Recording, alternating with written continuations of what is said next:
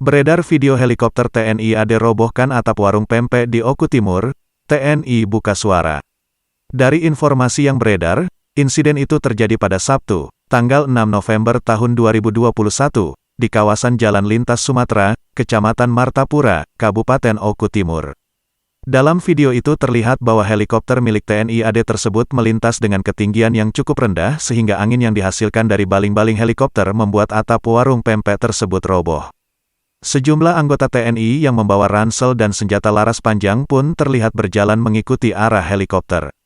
Sementara itu, tim Dispenat Mayor Infanteri Hikmat Ilahi membenarkan adanya kejadian tersebut. Ia mengatakan bahwa terkait kerugian yang dialami pemilik warung semuanya sudah diganti oleh pihak militer. Setelah kejadian itu, kata dia, pihak TNI AD langsung menghitung apa saja kerugian yang dialami oleh penduduk setempat. Terkait ketinggian penerbangan, ia menyebutkan sebenarnya helikopter itu bukan terbang rendah, hanya saja memang satu bangunan yang berada di bawahnya itu kualitasnya kurang bagus.